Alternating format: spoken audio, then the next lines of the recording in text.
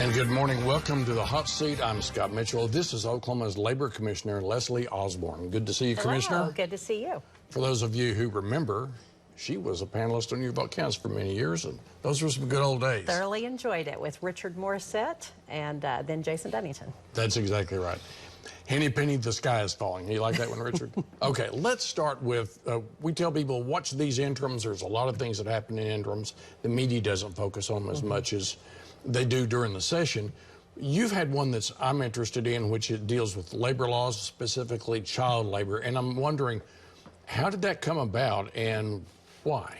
So we had a conversation with Representative Judd Strom from the Bartlesville area and had seen that in the last year, a lot of states were trying to weaken their child labor laws to solve their workforce problems and to actually encourage kids 14 to 17 to be working more hours, and they had to go against federal law to do that. And our concern is that that's not the best pathway for our kids. They're already able to work quite a few hours.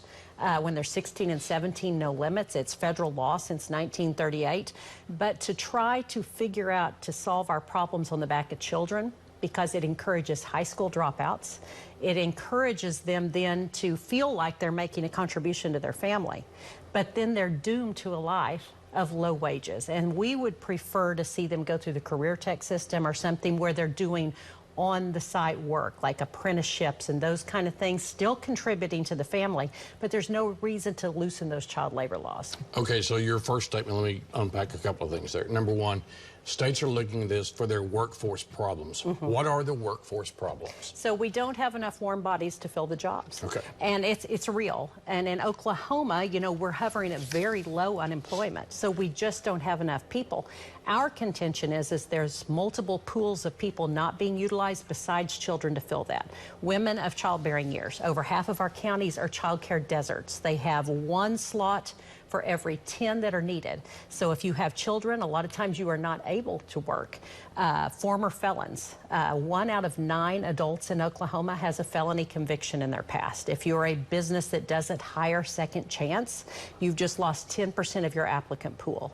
Immigrants that have been here for decades, have children in our school system that don't have the proper ID because of immigration to go get into a plumbing program or an electrician's program. Those are the pools of people we should be utilizing instead of trying to solve this problem on the back of children. Okay, so let me follow up on that one by asking this. People were looking at, states looking at children. Why is there a workforce problem? I've not ever really heard a reason as to post-COVID. Why? Well, I think it's a couple of things. For instance, in Oklahoma, let's look at the child care problem, which is a huge issue. Most of the people in the rural counties that had child care, it was with the grandmother at the Methodist church that watched her 2 grandkids and 3 others. During COVID, we had the second highest death rate in the nation, particularly in elderly. And so we lost a lot of those elderly citizens that did that. In the cities, you know, the bigger cities, you see the chains, kinder care, you know, where big churches will have after school. But in rural, our 75 rural counties, that was not the case. Secondly, they were scared during COVID, so they quit doing what they were doing because children are little petri dishes and they were afraid. Those have never really opened back up. A final question would be, when you were in the legislature, you were in leadership, A and B chair for a long time. Do you think that executive branch, legislative branch understand the concerns you're talking about that you think big companies are concerned about Oklahoma? I think that some of them do. I think they do. But I think that they get a lot of pressure. Right now, we live in a time where people want that 30-minute snapshot on Sean Hannity's show. If they run a drag show bill, they're going to get the attention. It's going to appeal to their loudest, squeakiest constituents. But at the end of the day, the average citizen, when you ask, wants less potholes. And they want better infrastructure.